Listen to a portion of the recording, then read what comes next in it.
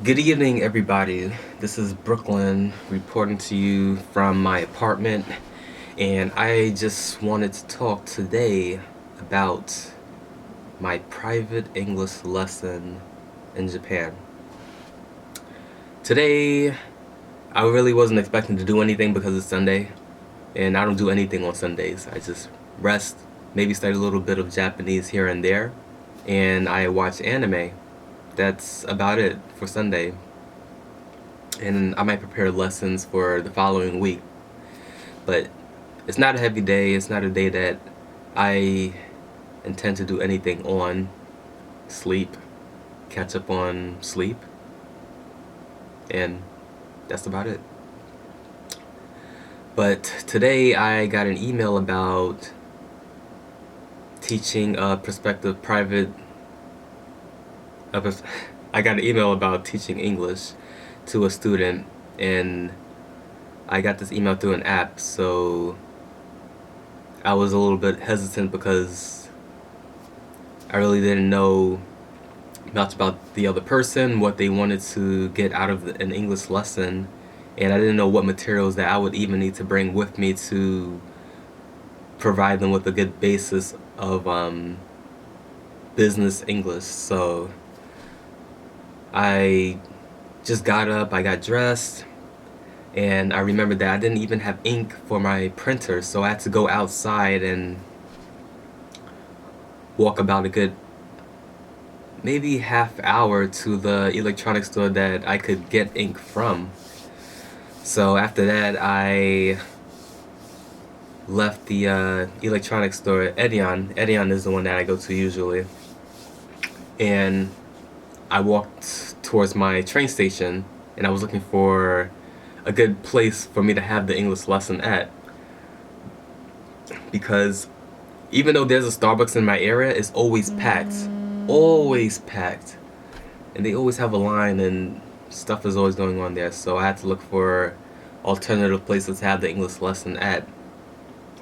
And the only place that I could think of at the moment was this really small Italian place that I go to every now and then because it's cozy, the people are friendly, and it's a place that people go to have fun, but they don't get really rowdy. So I went by there after I got materials from Edion, and I said hello to a few of the workers there that know me, and I just told them how my past few months have been because I haven't really spoken to them in a while. And I told them that I would be back around 6 p.m.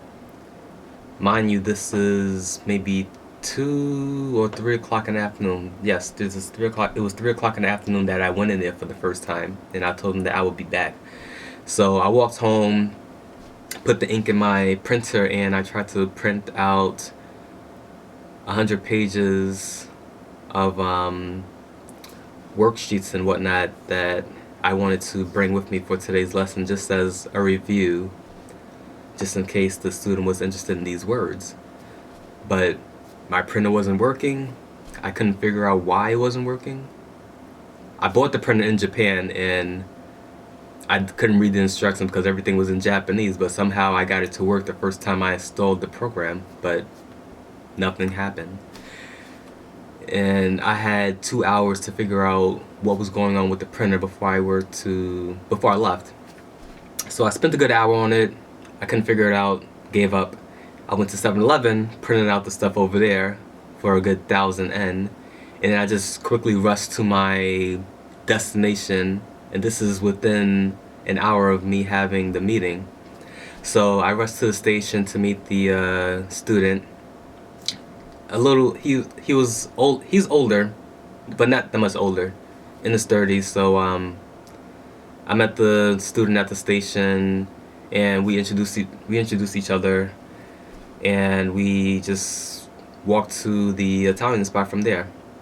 And I was nervous. I bet he was just as nervous because we were both meeting each other for the first time, and I didn't know what I was going to do for an entire hour, what I was going to teach, how I was going to explain anything. I just hoped that everything went well and that um, I wouldn't bomb the first English lesson. So We get to the Italian spot. No, there wasn't anybody over there, so it was perfect. I went in, we sat down, we introduced each other to each other once more, and we were more comfortable.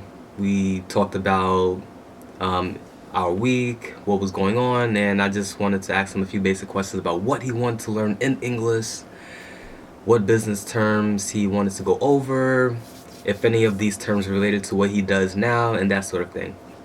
So for the first 10 minutes, it was kind of boring, just getting to know each other and trying to understand what he wanted to get out of an English lesson. But after the 10 minutes, we started talking about alcohol, and I'm pretty sure that he asked me if it was okay for him to order alcohol because they had alcohol at the restaurant, and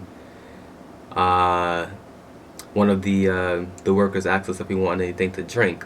I think that's what started it. They asked us if we wanted anything to drink, and we looked at the menu, and I think he asked if it was okay for him to order alcohol.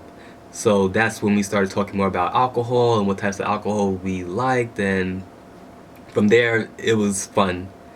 We laughed more, we joked around more because we finally found common ground, alcohol. So kanpai.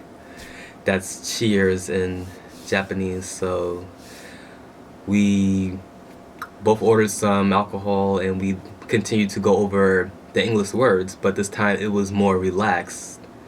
So we practiced some basics, sentences and whatnot, and I finally understood that he just wanted someone to practice English conversation with. Not advanced English conversation, but just basic English conversation because his level wasn't that high up there yet. So I just continued to talk with him casually. I spoke at a slower pace, but not too slow, and he was able to pick up every bit of it. And after the first hour, we continued to stay at the Italian restaurant just because we were both happy with the first hour. We talked more about Japan and our interests. I came to learn that he liked LA, and he was into fashion and all these other types of things. And he really likes America. He wants to move to America eventually, just like eventually I wanted to travel to Japan to learn Japanese. So that was interesting. We were just two opposite people. But I'm finally in Japan and I'm helping him work towards his goal of going to LA someday. And it was just a lot of fun.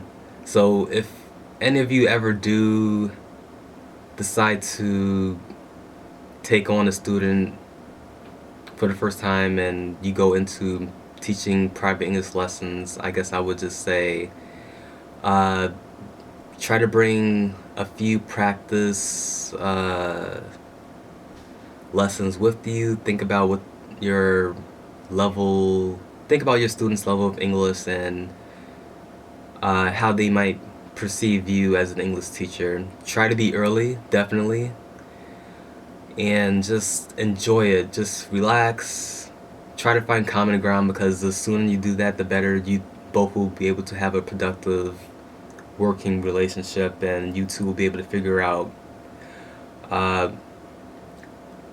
what level you two should be speaking at and what goal you want to work towards.